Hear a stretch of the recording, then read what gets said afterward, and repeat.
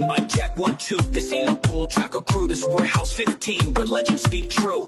3 rings on my fingers, gold medals green. But under this armor, life ain't always what it seemed. Yeah, we trained hard, pushed limits, reached the peak. But the pressure cooker boiled, man, so weeks I couldn't speak. Sponsorships. Welcome back to the Warehouse 15, and this is our third attempt today because we're having some technical issues. I'm not sure that TJ paid the internet bill, but we're going to be okay with that. So I'm here working on it now. There we go. As we said before, we're here, and this is our inaugural episode with our first guest ever, and I couldn't think of anyone better to have as a guest, and it was at the suggestion of my colleague and good friend, Coach Moreno, so I'm going to let him introduce him. But before we get started, my understanding is he hasn't signed the waiver, so we're going to raise his right hand, and he promises to tell the truth to the best of his ability and not to get offended by anything that TJ or I, and definitely Moreno will say, and if so, he will accept the apology of sorry, not sorry. I agree to one of those. All right, good. as long as we get one of them, we'll negotiate. Sorry, not sorry. All right. No, Coach Moreno, you're up. Yeah, Mr. Lewis, first of all, thank you for coming on the show. And it's interesting because we've kind of got a little bit of a buzz with this little threesome that we've kind of got going here. No, did he? Threesome? Stop it. Threesome? I knew it. Hold on a second. Grouping of 3 people talking about Let me wrap myself up a little bit. It's going to get a little chilly in here. No, but we've had a lot of people want to come on the show. So we were talking about it. And I don't know, I just thought you would be a great first guest just because of some of the things that we see in social media. I think there's a lot of things that we really agree on, and there's some things that we don't agree on. But so we're really happy to have you. So thank you very much for spending some time with us today. So, well, you know how this goes. We have a lot of fun. You start here and we go there, and we just keep it loose. So thank you very much for coming on. Thanks. I'm looking forward to some friendly disagreement. Nah. More agreements than disagreements. Believe me. But okay. TJ, what's up with you, brother? I'm just chilling. Just here, like in North Carolina, hanging out. Like I said before, I'm super excited for this episode. I know I was one of the people that talked the most Taekwondo with. It's always nice to have those deep conversations about Taekwondo and everything. So it'll be kind of cool to kind of get the fact side of everything, kind of really know what we're looking at. So excited, welcome, and let's do this. Lewis, why don't you start off by just giving us a quick little background? I know we got a lot of subjects to get into, but tell us, a little bit about yourself. I know your daughter and your wife were involved in the martial arts with Taekwondo, but give us a little background on yourself real fast. Okay. I'm a geologist by training. Spent 20 years finding gold mines all around the world, buying them, selling them. Then I spent about a decade doing the same thing with geologic hazards, evaluating their risks and stuff. So a lot of evaluation, a lot of number crunching. And so that leads me to a lot of hobbies that I have. I do this with climate data and stocks and population trends and all that stuff, but also Taekwondo. Got into Taekwondo when I married my wife in 2014.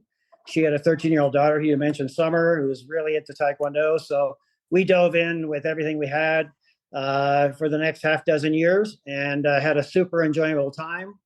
I started doing analysis, and that led us to, I made lots of comments on, I think it was a site called Taekwondo Edge. I made a lot of comments and got in a big fight with Steve McNally of USAT. Who's that? No, come on. Who's that? Isn't that the OxyClean guy? Doesn't he sell OxyClean? That's not him. Something like that. So then we opened our own site, our own Facebook page called WT USAT Data and Facts, and we've been going full steam ever since then, 2019. I got a question just real fast off the top before we get into more details. Like how long does it take you to come up with this, like with all these numbers and all these stats? I mean, is it about is it difficult to get that information? Because obviously for stocks and for weather and stuff like that, it seems like maybe that would be a little bit more ready. But man, for Taekwondo, I don't know how you get all this stuff so quickly. Well, it can be a real challenge, and certain places are more challenging than others. And I'll just throw this out right now. For example, AAU is impossible because they don't have any data that they're sharing. I've asked for it, and they say, oh, yeah, we'll get that to you, but not happening. But USAT, I just download as much as I can off the various sites. And I actually do a huge amount of data entry myself, which takes most of the time, especially when it's big events like Worlds or Grand Prix, and there's all those different countries involved. So it just takes a lot of time. The thing that takes the most time is when we do scoring analysis, and we select a whole bunch of matches of the Olympic weight classes at all these events, and then we analyze where all the scoring came from. That takes a huge amount of time, and so we don't do it very often. I mean, obviously, I work for the country of Brazil right now. We have, one of our guys that does that. So we know when we get, for example, when we get ready for big games, the Olympics, Pan American Games, where the draw is pretty much set. We have, right leg, left leg, what time of the round they score most often with, in what do they do when they're winning? What do they do if they're losing? I mean, sometimes I think it's a little bit too much, but I guess, you can never have enough, but I know that it takes a lot of time, and, we're doing it for, 4 divisions for men and 4 divisions for women with a very limited number of athletes, when you're looking at the Olympic Games. So it's a lot easier, but I can imagine it'd be very painstaking, time consuming, and especially if you're just trying to get the videos off of, the internet or whatever the case may be. But exactly. And one last thing is, I also take a look at USAT's financials, and maybe later we can make a comment about that. I would love to. Oh, I didn't know they had financials. Sometimes. Any quick questions, Grandmaster Perez, off the top of your head? No, I think we did a little bit of research, and we have some ideas and questions, and I think that your data is always influential and correct, and always revealing and thought-provoking. So I think we're ready to go and get into some of this, because I know it's hard to do that kind of work, but more importantly, it talks to trends, which I think you're good at illuminating. Thank you. I'll start with this, maybe just an open-ended question. Like, why do this for Taekwondo? I know it was a hobby, because not many people stay around once their kids take off, right? I mean, they just, it's not important to them anymore, but you've stayed around for a number of, years, you and your wife, and I know you're fans, but like, why dive into so much? That's a great question, and I get asked that by my wife all the time. We enjoy it. We invested blood, sweat, and tears and treasure for half a dozen years with our daughter, and it basically was almost the equivalent of a college education price-wise.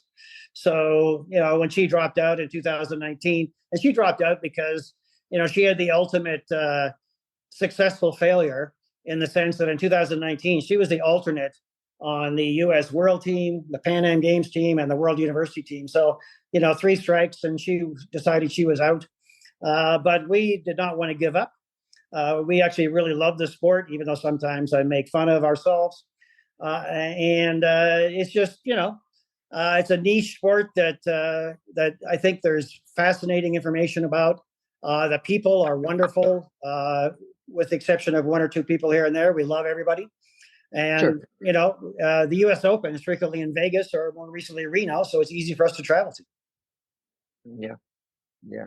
Tina, you up? I can keep going, but oh no, I'm just listening. I'm listening. I think all of us. I know I had a chance to actually be in some of the training sessions with your daughter, and she spent some time with the W Cup guys. I've actually been at your house before, if I as I remember. So that's kind of a longer story. But no, I think, like, for me, at some point, I would like, if we're just talking about things we want to go over and talk about. I mean, I'm always interested in, like, the correlation between the cadet and junior and moving on to senior success and all that stuff like that. So if we get a chance, I'd like to, I know you probably have it in front of you, or maybe you can pull it up a little bit. But just because I think last episode we were talking about, was it the coaching aspect more, or was it nature versus nurture, that whole thing? I think that's a good little kind of statistics to add to that whole conversation. So sounds good.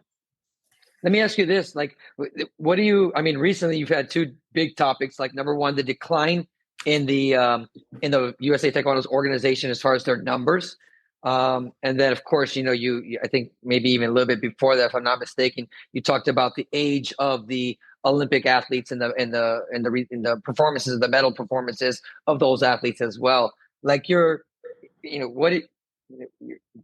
us a brief overview of your data as far as it pertains to, like, the numbers within Taekwondo within the USAT. Okay, well, you're right. I did a couple of recent things, and I'm trying to pull up old data And I even Yeah. lose my own data because it's on a different computer and it dies on me. So, there's a lot of recreation of information. But, you probably remember, I'm just going to hold this chart up. Look at that Yep. chart right there. That's ages of Taekwondo athletes, older ones over here. And they peak around age 13, and then they just plummet off in terms of competition. And so that's Is that here? Is that in the United States or that's the worldwide? United States. That's in 2019. There's 800 competing early cadets and youth, and then it drops off radically at each step to juniors, and then seniors, of course, just plummets through the floor. So that's the challenge that you guys have talked about, and we have here, and probably other countries have it as well, but maybe not as pronounced. So, and then in USA is USAT. Even with on top of that trend, where with 8 year people age out and select themselves out, there's this big shift over the last half dozen years, and some of that might be the pandemic, and where participation dropped off by almost half. A lot of clubs, I understand, closed. Dojangs just went away. People gave up. Parents, athletes gave up, but they're coming back. And so that all shows up at nationals and US Open, and also in this recent thing where USAT is trying to get their regions organized. So we took a look at the whatever it was 7 or 8 regions that they suggested, and there's this grossly disproportionate number of athletes in each region. So we suggested you might want to shift that. And then we also looked at, I had that same data for 2019 versus this last year, 2024. And the numbers are just staggering. In 2019, we had, well over 7,000 competitors, and now we're like 4,500, including color belts. And in some areas, like the Midwest and the Great Plains states, the numbers are down by 75%. So it's down everywhere, but really bad there. I can't explain. So let me ask you this. Again, I know it's not data per se, but like for example. Okay, so from that, when you say 17 to now, right? That was 19. So 6 years. 19. Okay. So 19 to now, and yes, the pandemic was in there, and that hurt a lot of people. But the martial art business industry is back up. It's rebounded. I mean, people are doing extremely well. So there's people there, but they're just not coming back. And so my question, and maybe this is just again, it's not facts, but like, what do you have an idea of what that could be contributing to? Because listen, you've heard us on this show, and I'm going to say it again. The current administration has basically been in step since 2018, 2017. Some coaches were hired, a new CEO was hired, and so that's over their tenure, and it's tanked. And so, my thing is, of course, I can give everybody a strike, or a mulligan for the pandemic, but after that.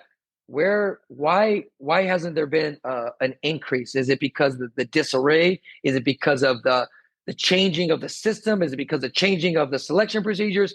There's got to be something that we could point it to. But what is your best guess? You gave a really good list there that I think all are factors. I think there's disillusionment with the way USAT changed their pathways, they call them. In fact, that was how I got in a big kerfuffle with Mr. McNally back in the day. I think it was in 2019. I ripped apart, I analyzed their pathways and suggested some improvements, and that led to World War VII. So their pathways keep changing. Obvious, maybe a little less obvious now, but in the early part of that period you just talked about, their tenure. The pathways were specifically designed for specific athletes. They're what I call the Black Ops team, and then that became the academy, and now the academy is smaller than ever.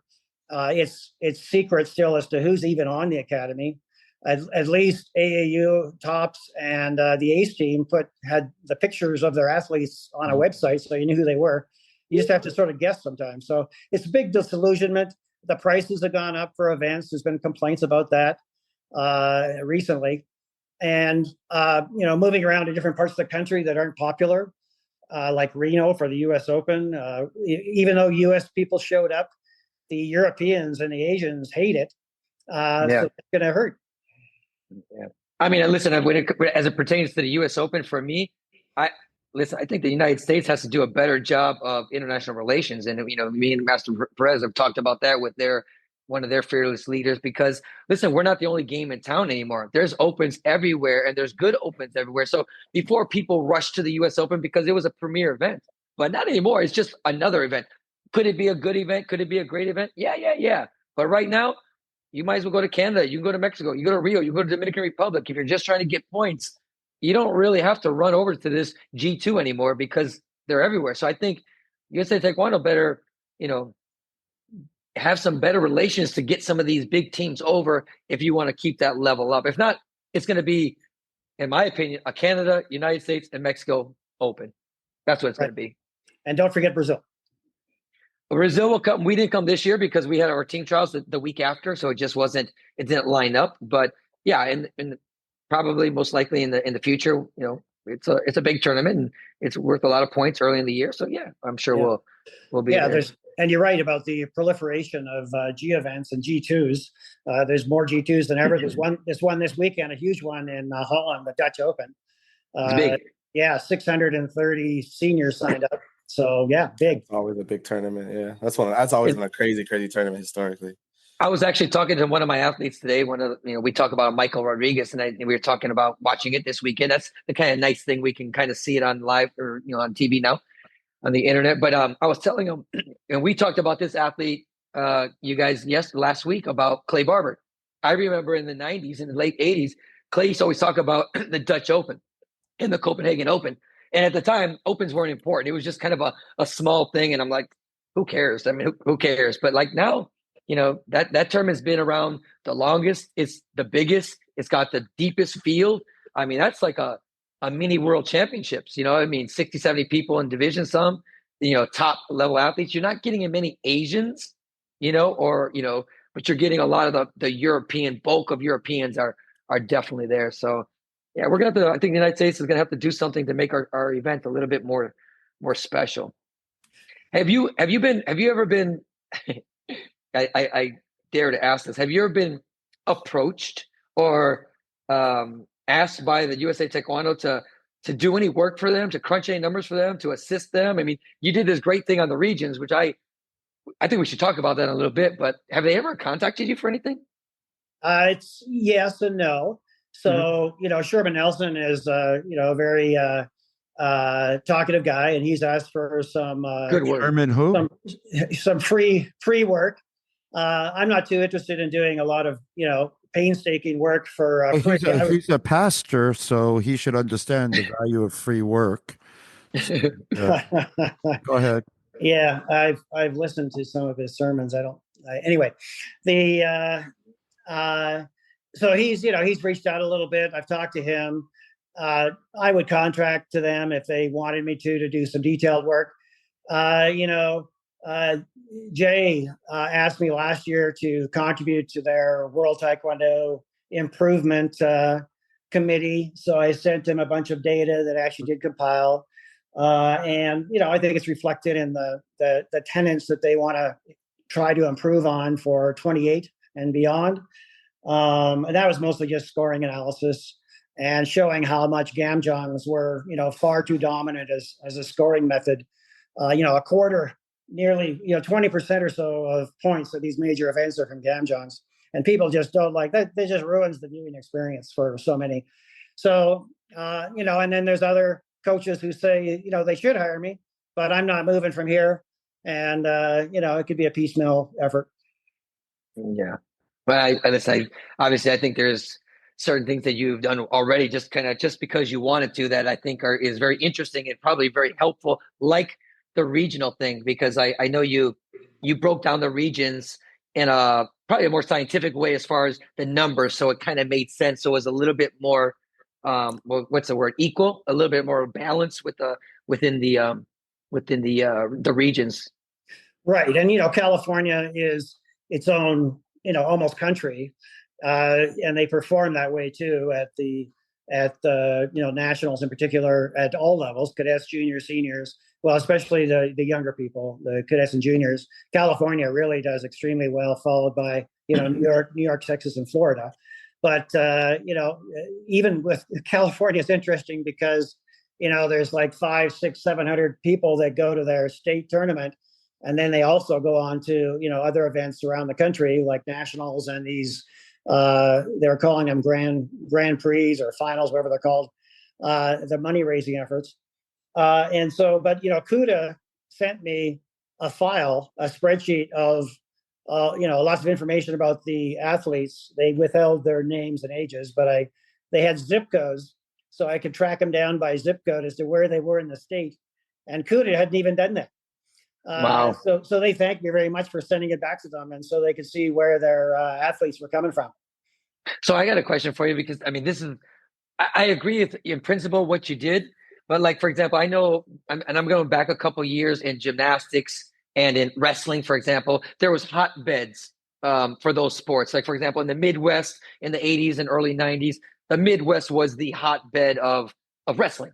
And but they didn't really worry about the other regions. Matter of fact, it's either you get better or you don't. And I think that eventually, for example, Pennsylvania got good, California got good. All of a sudden, these regions were forced to get better. And you see that a lot in American football, American baseball, American soccer, all this stuff. I mean, there's always going to be these hotbeds, but they divide it up and they say, you guys either pick it up or you just stay behind forever. Do you think that's any good in that, or do you think it's just better to do it? Because I think I'm mixing two things. If I'm just talking about performance, I'm almost like either you get better or you don't. If you're talking about regional training and trying to give people have a good balance all around the country, I think the statistics side makes more sense. I think you're right.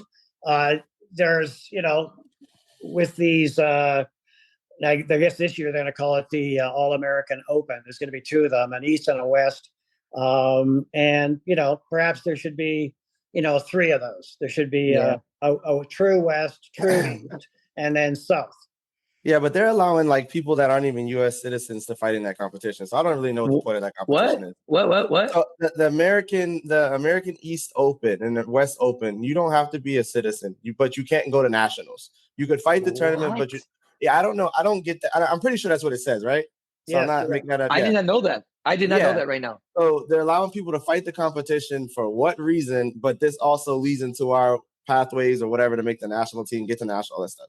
That's weird. I guess I got one question. Just and I guess we'll go back to that. But like, I don't understand. So what's the point of the regions? Because I've read it, and I don't like what are the regions supposed to do? What are we doing with the regions? I mean, that's for anybody. If you guys know, I don't know. I'll venture an opinion. It's just to add. I'm very critical of it in general. I think it's just to add another layer of middle management as far as coaching and training and administration, and then it's really a money making exercise. You have more events that people have to go to, and it makes a lot of money. USAT has actually been very clever the last couple of years with how they raise money and how much money they're raising. They're extremely flush right now. Yeah. I mean, we used to do regional. We had regional competitions. We had was it states, regionals, nationals, right? I think we talked about this a little bit before. But we had those four. Was it 4 regions before? Coach, do you remember? I mean, like I went to like. It was something like that. But anyways, my point is that it made sense to have you had states who you had the medal, or you had to get like top 8 at states or top 4 at states and then get top 4 at this one. So it kind of all made sense. And I just don't know the point of like, we're making these regions to do what? Are we going to have a competition in those regions? Is that what they're trying? Is that what the point of it is? To separate, to have like a regional competition as opposed to like state and then regionals of that area that they're putting it in, I assume. I listened to the podcast where Mr. Nelson described it, and that was part of it was to, part of it was to, introduce region versus region competitions, which I don't think is going to go anywhere. Yeah.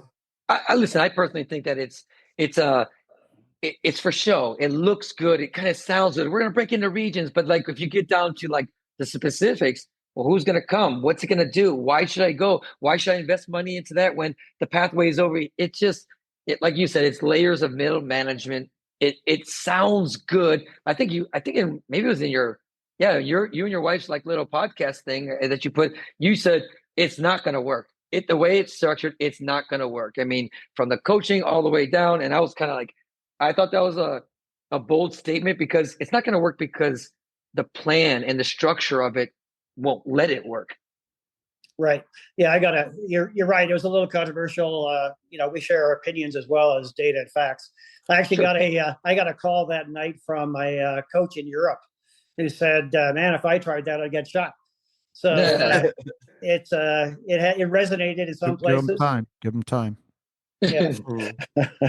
So, and then of course there's the elephant in the room where they basically excluded you guys on purpose. Say we're going to invite everybody in except for these guys over here. So that's offensive. I think it's extremely counterproductive.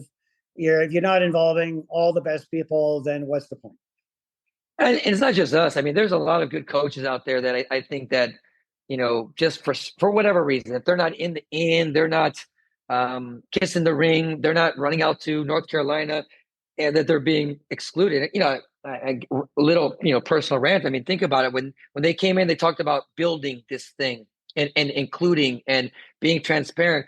And like you said, you don't even know who's at their academy.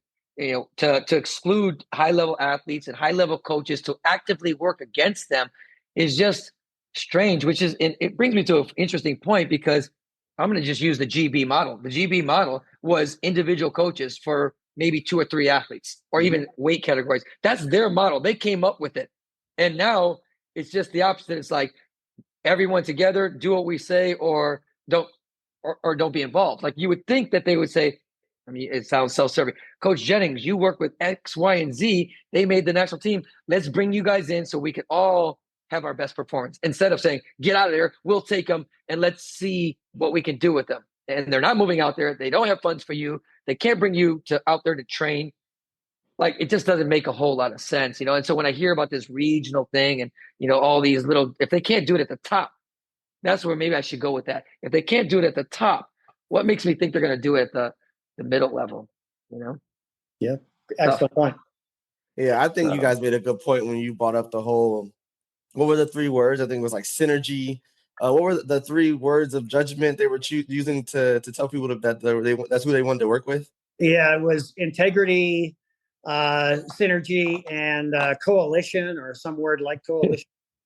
Those are some tough words, but like even that in itself, like who writes that? Like what? How do you, as a company, as an organization, say this is what we're going to pick this off of? We're going to say who has these 3 things. Well, that was written by the Communist Party, actually. So if you had synergy with us, if you had integrity, if you didn't, then it meant you got to understand what they're saying. If you're not part of us, then you lack integrity, you lack synergy, you lack qualifications. That's what so you got to remember, McNally is a snake oil salesman.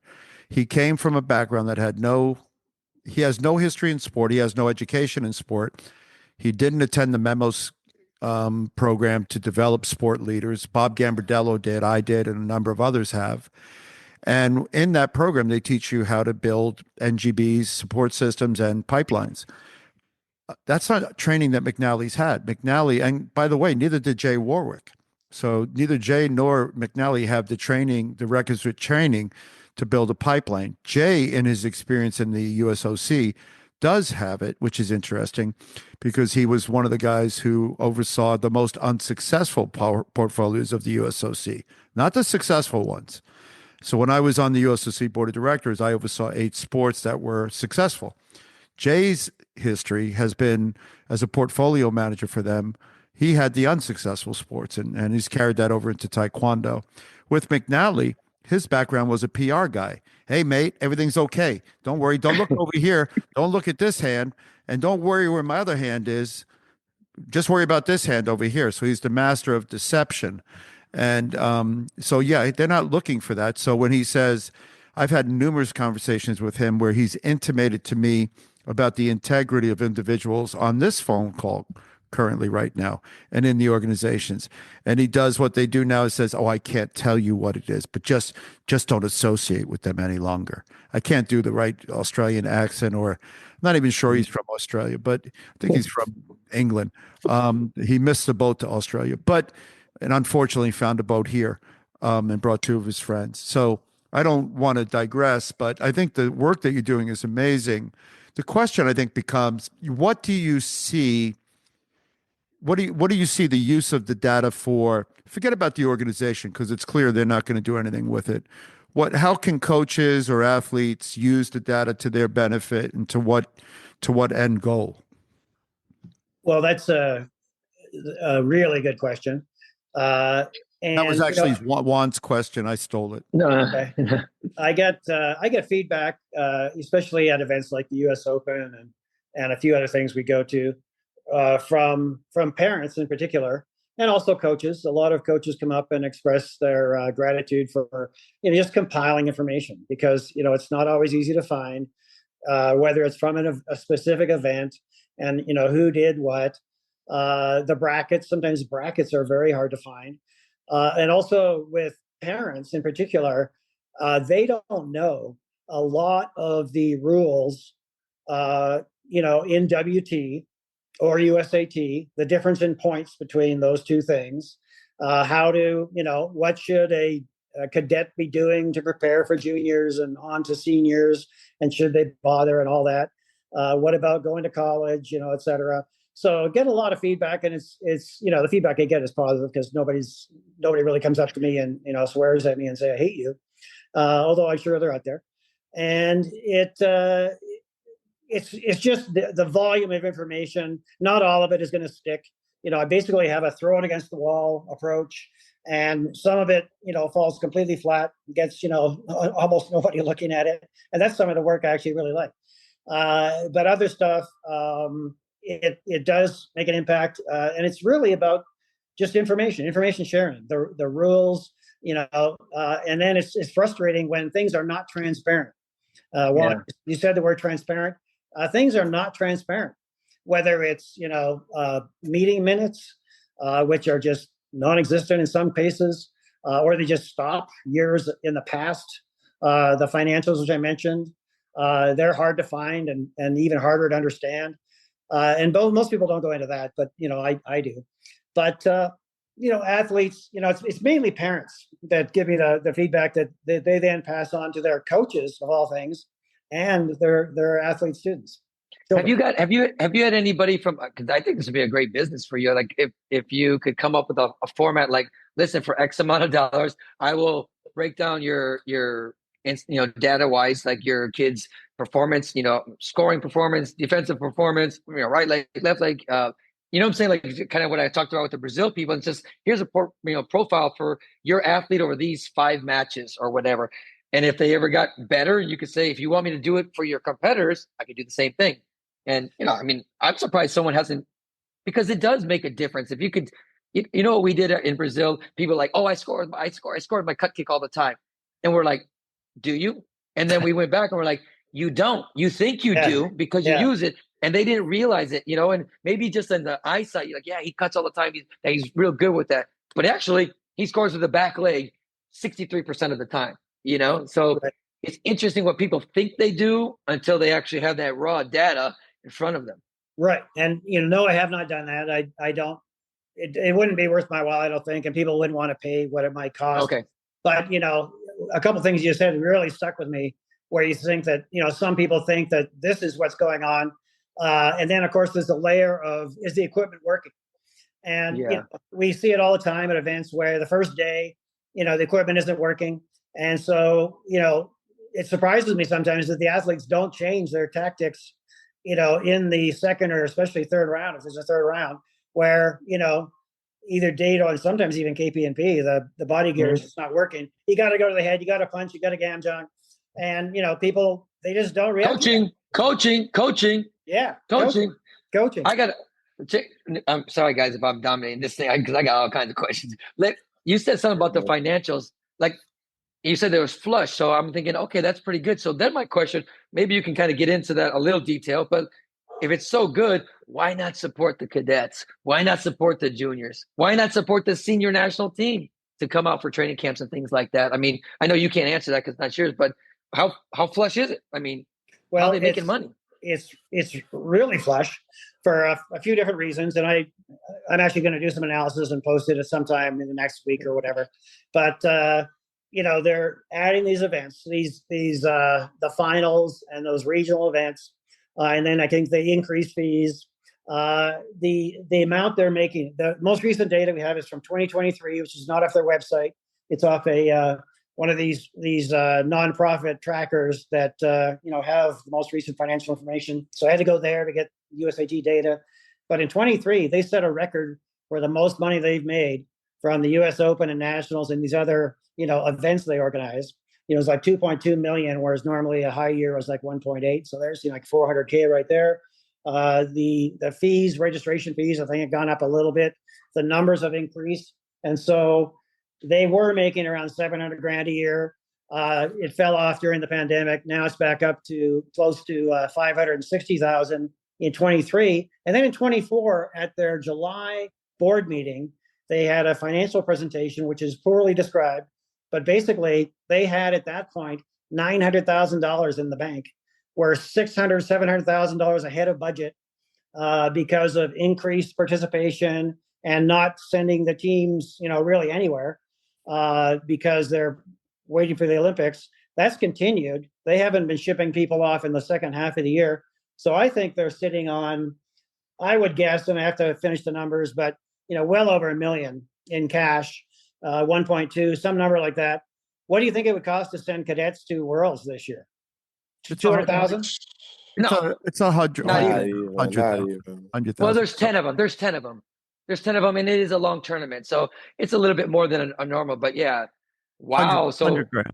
But they're doing what I call blue sky budgeting, right? So everybody can make a profit if you don't pay your expenses. So if you don't fulfill your mission, and their mission is to equip and send teams to get international experience, to develop a pipeline that can perform and put people on the medal podium. When you don't do that and you keep that money in the bank, then you're cash rich, result poor, and you're doing what I call blue sky budgeting. And, I had a long history in city government and quite frankly, on the USOC's board of directors and budgeting. And when you look at the budget per plan and then the expenses per plan, and you see that they're not doing the plan and they're not expending the money per plan, then you get blue sky budgeting. So if I need to make my numbers look better, I simply start cutting and saving.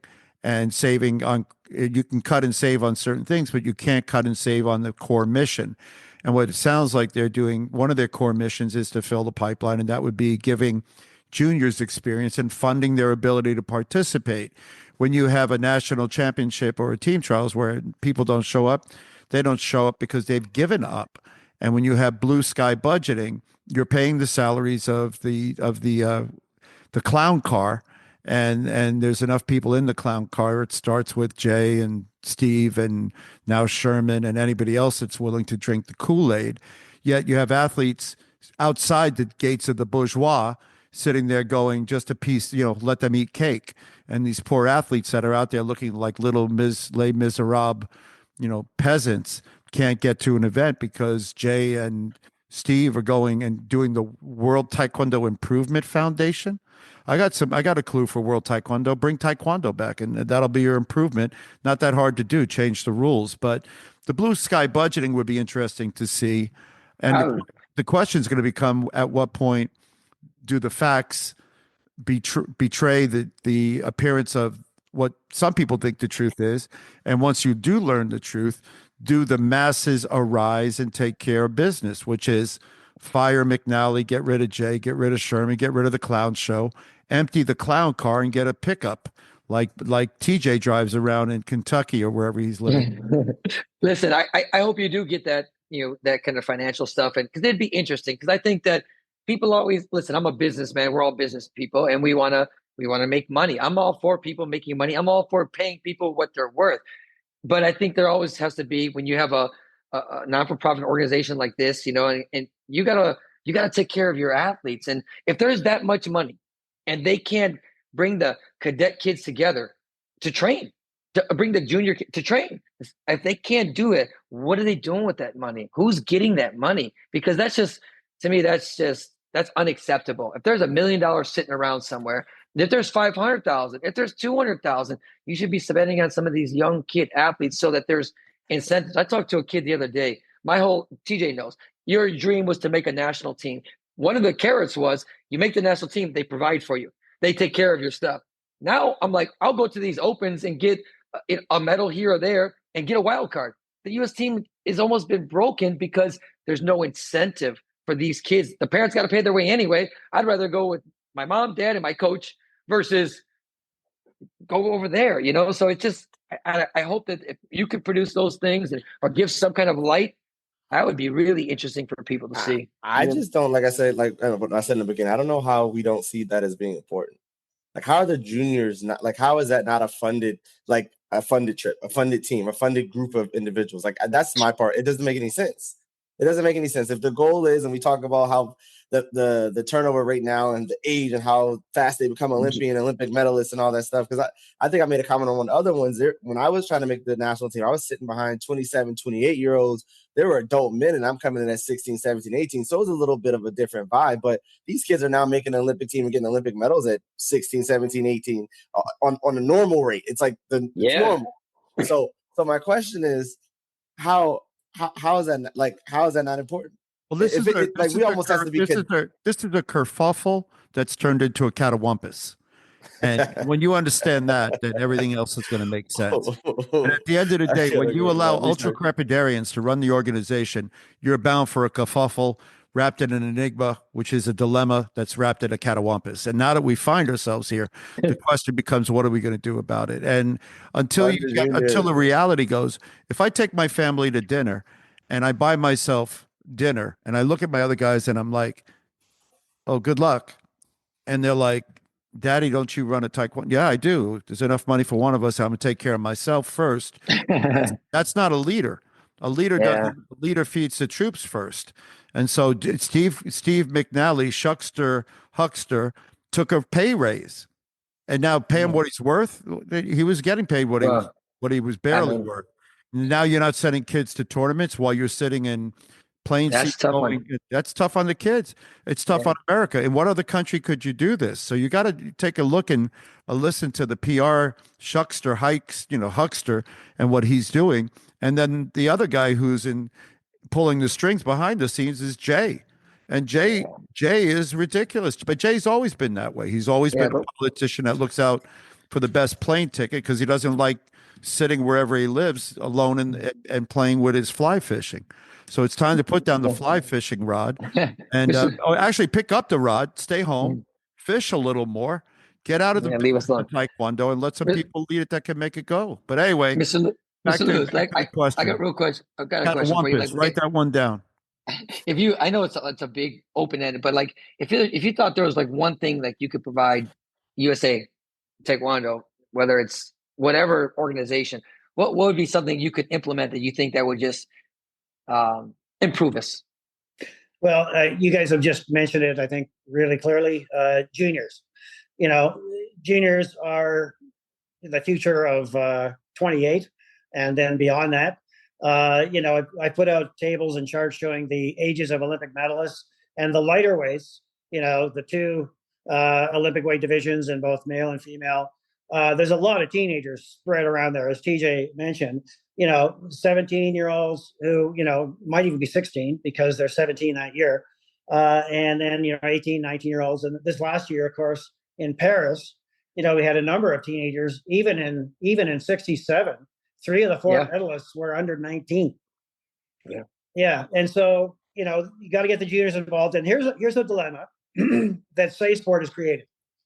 And, Safe Sport might have great ideals, but I think it's really hurting the development of junior athletes in Taekwondo and probably other athletes. I've been told that the academy is not allowed to have athletes there who are not 18 years old. And so, even though Christina Tichat was there when she was like, 15 or something, that seems to have stopped. And so they're reluctant to involve juniors in a variety of things, it seems. I'm assuming I'm speculating. And so, but that's going to be self-defeating in terms of Taekwondo because the lower Olympic weights are very young. They average, like 21 years old. And the heavier people average like 24, 25. It's not like they're 30. There's a couple of oddballs that have already won medals that come back and win another medal. Sure. But, and then that brings me back to the USA at the Olympics. And you're the only male in minus 58, who's ever gone to the Olympics for the US. And, what's with that? And there's hardly hardly any That is 49ers. crazy. There's 2 49ers. I never even thought about that, to be honest with you. Yeah. But you know what? They can. I mean, You liar. maybe You they think can. about that every day. No, I never thought about that. You I always fibber. think about like being You think 17, about but I don't think about. I you. never even thought about 58. You I one, did man. not You think about killed that. that line. That line is now dead. There's only Listen. one of you, and that's forever. Hey, no, I was gonna say like I know they can't. Maybe they can't have people living full time at the academy, but they can bring people out there. And if they have the money you say they do, they should. You know, they've had it last year. They did. You know, they've done it a couple times, but it's always been self funded. If you want to come out there, so or you know what? How about better yet? Maybe these coaches could get out to these places and actually invest in them. I mean, no offense, and we're not perfect, but like for example in Brazil, like we're focusing on our Olympic level athletes, and we have 2 men and 2 women that are right now under the age of 17. And we take them with us, you know, to these international training camps in Uzbekistan and Korea, all the different stuff, because we know that one of them, Maria Clara, was like that. And Hike, the 80 guy, they were these little kids that nobody really paid attention to, but they had a little something. It panned out for us. It might not pan out, but you got to at least try. Yeah, and but we're not trying you in this don't country. expect these snolly Gosters to do this, do you? Really? I mean, you can't let He's these making up guys- words now, Mr. Lewis. This is what happens No, on our show. th- He they're just makes up words. They're slubberdigullions, and they can't do it. These are snollygosters. And in case you But I don't know, a snollygoster is an unprincipled but shrewd person. And I couldn't think of a better word for him. And just because I like words, a slubberdigullion, depending on how you pronounce it, that's somebody who's a drunken fool.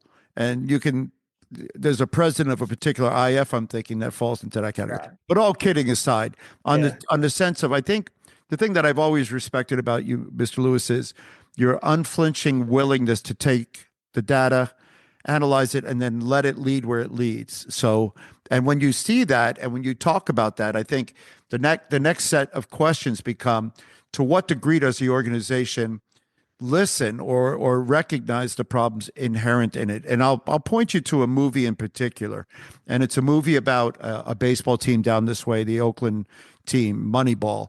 And this guy, the guy took a ton of that data and said, okay, here's what we should be doing, and they went on to win whatever they won, right? Became a better team. And I always looked at that and I was like, you know, Coach Moreno said something interesting. Yeah, they probably couldn't afford it. But the idea that you take an unflinching look at what happens and why, and then to try to determine why. In the past, the WT, somebody did an analysis of, or it might have been you, what was the highest scoring techniques and in what situation? I think it was in Korea. And you guys would be surprised to know this. But what is the single most high scoring kick in Taekwondo? Korea? No, in Taekwondo.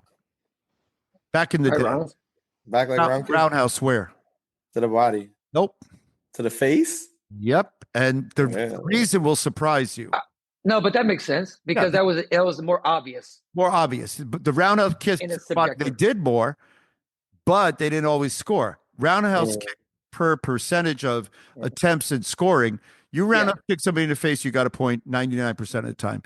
So that's useful information, because now when you're fighting and you know that you can score a round kick to the body, but if you kick them in the face, you're definitely going to get a point. That's, you know, one of the analysis I'd like to see you do in the future, Mr. Lewis, is I'd like to see you go and look at when I will when I can. Right now, I'm trying to get away from the Slollygosters, but it's tough because it's a kerfuffle and a Catawampus all wrapped into two. So with that said, the analysis I would love to see, because I see it in many different sports, is there's a way people play when they're trying to win a match, and then there's a way when they play when they're losing a match and trying to win the match in the last 30 to 40 seconds. And it would be interesting to see when it works, why and how, and when it doesn't work, why and how. And I have my own theory on it, but I will guarantee you will see a different experience. You'll see a different choice of techniques, and it's actually unintentional. So when a guy is losing by a point or two, they'll try to score something that they know will definitely score a point, as opposed to trying to score what should score a point. But anyway, those. I think it would be interesting to see where your research could morph into, and given the opportunity, how it could improve the performance of a U.S. team, much like in Moneyball, it was improved for Brad Pitt's team. Not that he needed Brad Pitt's, he's got first world problems. Sorry, not sorry. But I think that would be interesting as a sport. I think on the other side of it, once you get through this financial data, that would be interesting information for the USOC, because there is that you can't, as a nonprofit, keep $900,000 in the bank. It's illegal under nonprofit law. It's got to be mission specific and spent on mission specific stuff. Oh, I'm sure they got a mission for it. Oh, yeah, I know what the mission is. Yeah, go ahead. Personal question. How many gold mines did you find, sir? 3. 3? Yep. Hey, TJ, we got to hit up that house. We're going to Reno, man. We're going to find some gold. I know he's got a lot. He's up there in the mountains. Buried somewhere. He's in the mountains. He's got storage rooms. I'm looking at that house right now. I'm trying to figure He's it got out. a tree on his ceiling. He's got a plant with a tree in the ceiling. I mean, this is a guy, and then he's got there's a secret button behind that opens up the wall or something. He's got carved dolls up there that are either some sort of ethnic art from something or other, or it's a picture of I want to hear about these gold mines. Where'd you find them? One in Nevada. Is that a Kachinka doll you have up there? Yeah, those are trophies my wife won from bodybuilding. Oh, okay. but pull over a little bit more. There's one over there that looks like a Kachinka doll. Do you know what that is? Oh, that's Wonder Woman over there. Never mind. It's not a Kachinka doll. I apologize. So yeah, so we've got resources. yeah, That's awesome. That's what rich people say. All right, we're good. We're good. You don't have to say no more. I don't want it to turn into a kerfuffle. So, with all that said, TJ, what would you like to see? What is something that you think that Mr. Lewis could do that would help you in your day-to-day life? And I'm not talking about sharing the location of his infinite amount of gold mines, which he goes and plunders when he runs out of Kachinka dolls, but I think for me, my biggest thing is, like you said, we said it a few seconds ago, but the juniors. I want to see the junior stuff. I'm always, I know you were supposed to always have a few minutes still talk about it a little bit, but just kind of like that has to be something that we're doing. I just don't. If we're not doing that, then we're not trying to win. There's no way you can explain it to me any other way. Right. Yeah, and I was tracking worldwide the number of junior world medalists, or gold medalists in particular, that went on to be very successful as a senior. And I was surprised, but it was actually a relatively low number. It is. Yeah, like the Italian guy who's in 58, I forgot his name at the moment. Vito. Yeah, he won gold in both. But it's, kind of few and far between. It really surprised me. And, there's a ton of Iranians that do extremely well in juniors and cadets. Now there's cadets. But even they don't, Mobina Namatzadeh is an exception. She won medals at both recently, and she's still like 18 or something. But a number of other ones didn't either. So, they just have so many people that, maybe it doesn't matter to them. I remember back in, when I was coaching the U.S. national team, I'm talking early on, I remember the USOC provided us documentation that in our sport that junior success didn't necessarily translate into senior success. But I also think that the sport was a little different. And so it took a little longer to acquire, results. But I think now, going back to your data about how young it is, people are winning. Like you said, TJ, they're winning consistently at 16, 17, 18. And then they get out and somebody new comes in. So that's, alarming if that is if that's the path, yet we don't have that. Like nothing. Like we don't have anybody 15, 16 that we go, oh my gosh, they're the next best thing. So that's we did. If you look at Anna Zologic's background, I don't think she ever lost a match as a cadet or junior. Like none. No. Yeah. No. But again, she was an anomaly. Yeah. Right. There was nothing around there. But I think I think there's people out there that we could do that. We could run them, and they could they could be ready, but only if they're invested in, only if they're taken around. If you're just relying on these local coaches, because now I'm going to go back. I think in the United States, we have a problem because historically we do extremely well cadet and junior wides in the Pan American region. Matter of fact, we usually dominate. They usually dominate. They go to the Worlds and they're pretty competitive. In a couple divisions, they'll pop out a medal or two, but then it just keeps going down and down and down because a lot of these local coaches, they run them so hard to get better so fast. And then by the time they're 16, 17, 18, they're tired. They want to move on, where some of these other people have better investment and better kind of methodology. And that's why these kids can perform at 16, 17, 18, 19, 20. Ours are gone by the time they're 16, 17. Part of it is because of the local coaches, but I think a bigger part is the federation that doesn't say, here's where I can take you. Here's where we can assist you. They got to make the decision. Yeah, I'm going to go to, I'm 17. I got to get ready for college. Right. I got to go. Yeah. And this, sorry, go ahead. No, go ahead. Yeah, I think I was going to mention that, but he mentioned that, the United States has different parameters for kids at that age. So kids will become competitive and then they go to college, unlike swimming, where the kids have the same problem. They are competitive, but they get college scholarships, or soccer, like my son, they get a college soccer. They'll end up in a college program. So they get another 4 years to 22 to become successful. And then swimming is just such a big money sport.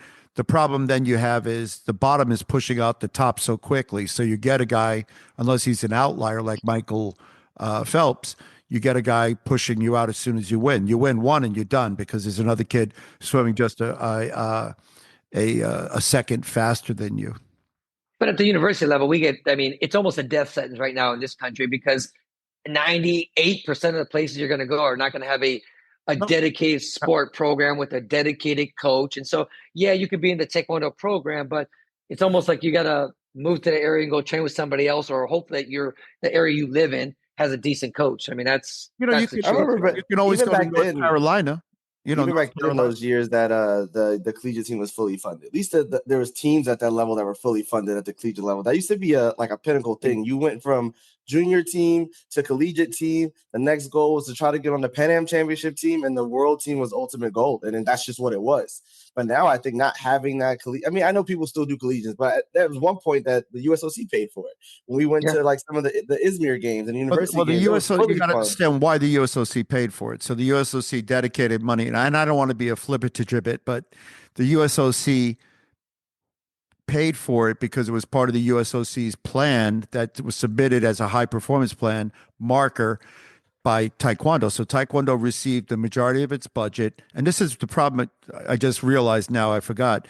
As a part of the high performance plan, you make your markers and your events, and you want the ones funded, and you request funding. When you receive that funding, you either use it or lose it. So when you say, I need $100,000 to go to collegiates, you got to use it. What you don't use has to be returned, can't be repurposed. But when the organization itself is putting 900 grand in the bank or whatever, it can do whatever it wants with it. The USOC's money, it's got to account for, but it doesn't have to account for the 900. But that goes back to the transparency and stuff like that. Where is that money going? Because you're right. If they made TJ, to your point, to Mr. Lewis's point, if it was transparent and they said, listen, the marker is going to be this, this, and this, but they don't want to, support their collegiate because maybe that's not their, they don't control it per se, or they don't run that tournament. So it should be a market because that would help with development, but that's neither here nor there. That's the USOC's problem. In other words, the USOC takes the high performance plan that's given to them and they say yay or nay. And right now that used to be volunteer driven. So volunteers would look at that and say, oh, that's good or that's bad. And quite frankly, I'll give you an example. And it's cross country skiing. So the USA skiing sends in a thing, and I'm the guy overseeing it. So I look at it, and when I look at it, I realize that all their selection criteria is subjective, and it seems objective, but it says if somebody wins this, they're on the team. If they win this, they go to trials. If they win this much, and then when you take a closer look at it, they never win those events. So the entire plan is subjective. Now a staff member wouldn't have caught that. A volunteer caught it. I caught it. So when the USAT puts in its plan, they go, oh, that sounds good. Oh, they're going to do what? All right. And that's because Well, stuff is like, do the X's and O's add up? And I've got right now, there's 45 sports or whatever, and each guy's got 8 or 10. So he's like, next. listen, that may be true, and I don't blame the USOC. I blame the USAT because you got people doing the high performance plans that have never run programs. They've never run high performance programs. They've care. never run successful schools. They don't care. They don't care. They don't care. They don't care. They don't care. If Yeah, they let's get- cared, but listen, how could they care? They went to an Olympics and their top prospect didn't medal. They don't care. They don't care. They I got to get it. go. They don't I care. get it. They went to Paris. Let's get back to and Mr. won. Lewis. All right, I'm Let's get sorry. back to Mr. So what's next for you guys? What's next for USA? The WT US page. I mean, what's next? I mean, you just keep plugging along, or do you have anything? What's your anything goal? special? What's your goal? Yeah, What's maybe your that. vision? Yeah, maybe that. Since it's a hobby, I just do a lot of stuff, and so I'm not sure there's too many goals involved. But I want to see improvement in USA performance at major events like Senior Worlds, Junior Worlds, and similar events. The Olympics I see as a bit of an anomaly because it's such a restricted cadre of athletes that can go. Sure. And it's but it's the ultimate. But I look at Worlds as a real benchmark as to how the U.S. is doing, and something that I just actually pulled up a chart that I had that it's an older chart, but I've got 2011 through 2023 our performance at Worlds, and the thing is that we're not really improving, even though in 22 there was a gold with Michaela, and last time there was a silver with CJ. I really look at quarterfinals and up. So the best that the U.S. has done in quarterfinals and Let medals. me guess. Yeah, go ahead. 2017. Definitely not. No, 1987. 1987. No. 2015. 2015. No, I'm not. No. Let me before I say that. 2015. 2015. Yeah. But Because- I was in the recent. I was thinking that I wasn't thinking that long. Yeah, this is between 11 and 23. So yeah, in 2015 we had 2 medals and 3 quarterfinalists, including Mr. Terrence Jennings, and Okay, that's the best. I got. That was Shella Binks, right? That was Shella Yeah, Binks? me and Servette. Yeah. So that's the best that the U.S. has done in those criteria in those 7 world championships. Last time was only 2 people. CJ got a silver and Michael Rodriguez got a quarterfinal. That's it. 1987, the entire men's team medaled with the exception of maybe one. So that's not the entire. 1987. No, actually, I think everybody medaled. No, 1987. he didn't. Dude, Flyweight didn't medal. who was Paul Lay. guy. Yeah, he's a good guy. He didn't medal. We didn't count. First year on the team, he shouldn't medal. First year on the team, you should carry bags and make ramen. So 1987, historically most successful teams in the history of the sport at the Pan Am Games, at the World Championships. And the reason was most handsome team. We weren't. Yeah. That what you were doing was the electronic era. It was from No, this that- electronic. The electronic. I wouldn't even. I No, I was talking about had Mr. I Lewis seen was the saying. electronic era, I would have ran to another sport. Had I seen what passes for Taekwondo now, I would have ran to pickleball. I would have become the world pickleball champion, or I would have been the first male not to change gender and try to become a synchronized swimmer. Just so you know. Oh. And if that didn't work out for me, I'm going right to curling because I knew I could do that. But let me go back to Mr. Let me go back to this. Forget about him. It's I interesting. got one last thing to say. And then I will go. I seriously, and this is a fact, and I think you know this, Coach. After retiring in '92, I seriously considered going to luge, but not luge, skeleton, because the entire sport in the country at that time had 10 people that were doing it. If I entered it, ran on a sled, fell on it, get down the hill, I'm in the top 10 no matter what. Unfortunately, and I wanted the swag. I wanted the Olympic swag. Unfortunately for me that year, there was this kid, came from a long line of skeleton guys, Jimmy O'Sullivan, won a gold medal at the Worlds, crushing my dreams of being a 2-time Olympian in different sports. I feel that though. All right, go ahead. I'm sorry. I just had to share that. And I didn't mean to be But that's my thing. Like, I love data like that.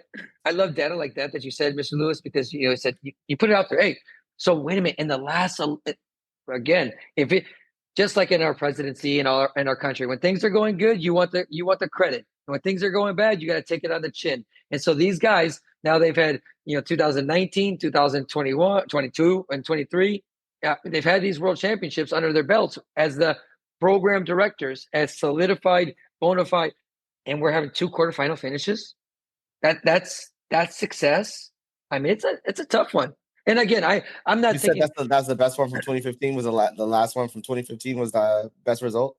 Yeah, 2 medals. 1987. I mean, but that's my point. You know what I'm saying? Like when people tell me their success or that's healthy, like how do you explain that? Remember we talked about people, eyes are saying one thing, but data and facts are another thing. I said that like it's an illusion. Yeah, that's like, and if that was you, you would have lost your job. Listen, no pun intended, but I lost my job in 2012 when I had 50% of the team and 100% of the medals, right? And in the Pan Am Games the year before, I had 50% of the team and I had 100% of medal rate at the Pan Am Games. But it's funny because now I don't know what standard they're using. But there is no standard. I mean, early picture of, for those of you watching the podcast instead of listening to it, early picture of TJ as a youth. At least I have more hair than I used to have long hair for real though. But there is no standard. There can't be a standard because we're only worried about the few people that are in that room. If you're not in that room, then it doesn't matter. They're not there to coach the whole USA team. It's never a goal about trying to be the best in the world. It's about their guys doing well, and that's it. Past that point, it's irrelevant. So that's a crazy one. 2015 is crazy because I was mad that year. I think we wanted more that year. Like, of course, we always wanted more, but those were tough matches. Yeah. Yeah, Steven Lopez lost in the quarterfinals too. Yeah, I forget who he fought. 15. Who fought in quarters. Did he fight the Iranian kid? It might have been. Those of it. Oh yeah, it might. Not Iranian. Was it Iran or was it? I don't know. I was thinking the Azerbaijan guy. Yeah, it was tough matches, but yeah, that was good stuff. Well, listen, Mr. Lewis, I just got to say, for me, I'm so impressed that you're still around because I love people like you that are just just fans, and I know you have the time on your hands a little bit, you're busy with other stuff, but I love that you take the time to give this stuff, and I love that, like Coach Grandmaster Perez said, like it's just so forthcoming, whether it's for Canada, whether it's USA, whether it's Brazil, you're like, hey, here it is, guys, and you don't apologize for it, and unfortunately, I don't think people take you seriously enough. Because, I think at least in this country, even though I work for another country, if I was here and I was running things, I mean, I would hire you. I mean, I just think you have too much good to offer, for a number of different reasons, because we need someone like you to crunch the numbers. So, I hope you keep doing some good things. I hope your page keeps growing. I see more and more people, liking it, and not just from the country, from around the world. People are looking at it, so that's pretty coal stuff. Good stuff. Well, thank you very much. One final thing I just want to throw in that I forgot to mention, I wanted to highlight it, is that in terms of all these financials and stuff, the move to Charlotte, North Carolina, had a massive improvement in everything too. I didn't even say that they're getting about $2 million, including in-kind contributions, from that sponsorship that they got there. So that's one of the reasons that the bank account is building up. And so that was, a very smart strategic. But now, like you've all said, it's time to support the youth, and in many different ways. I like these talent ID camps, send them to Worlds, Pan Am championships, all that stuff. Really support the youth. Yeah, I agree with that's second and tertiary thinking, and I think you're right. I forgot about that. So, although I often joke about that move because I don't think it was in the best interest of the organization, it was a cost savings, and then the VIK stuff, which is value in kind, is important as well, and that's where you get the savings. But then it's really a question of what you do with the savings, and that's my thing. Struggle. So, listen, not that Colorado's the Olympic town, and I don't think it was the hotbed of Taekwondo either. But moving there was, of course, they had they got a great deal. So it is what it is. But they got to invest in it. They got to use those other resources too. Well, we've taken a lot of your time, and we try to keep our podcast to a certain length, just the right amount of time before somebody gets annoyed enough with us where they realize that we're not as smart as they thought we were. And so I want to thank you on behalf of the Warehouse 15, and apologize for anything that TJ may have said to offend was you. innocent. And certainly, I don't know why he kept sending me those words to say snollygoster and such, but I just wanted to share those as well. Any parting thoughts from anybody? Like I said, Go ahead. yeah, no, exactly. No, just thank you. I appreciate it. I think we got to do it again. I think maybe for the purpose of actually having 3 or 4 topics to kind of talk through. I think we kind of jumped around a little bit and kind of touch here, touch there. But I want to, like I said, have those conversations connected directly to the statistics. So maybe next time we'll be able to pick another date and maybe do just 2 or 3 things and get to those things directly. So that'd be if we can get you off the mountain in time. No, I'm going to say the exact same. First of all, thank you for coming on. I'm going to say, I just feel like you kind of fit in with this group, to be honest with you, because you're independent thinking, you say what you want to say, and good luck to everybody, how you guys interpret it. So I think you're right, TJ, as some of these topics come up, I would love to be able to bring you back a little bit more specifically. That'd be awesome. Thank you very much for having me. It's been a blast. I love it. And yeah, if I could do some preparation on a subject or two, that would be helpful to me, so that I got some real numbers to just say blah blah blah blah blah. And we could do that. I love it. Being independent has a lot of value. I can say whatever I want. So can my wife, who says a lot of things that she really wants, and it doesn't affect us because we're not in anybody's pocket and not asking for a handout. Yes, sir. Love it. All right, gentlemen. All right. Have a great afternoon, everybody. I'm going to say, I'm going to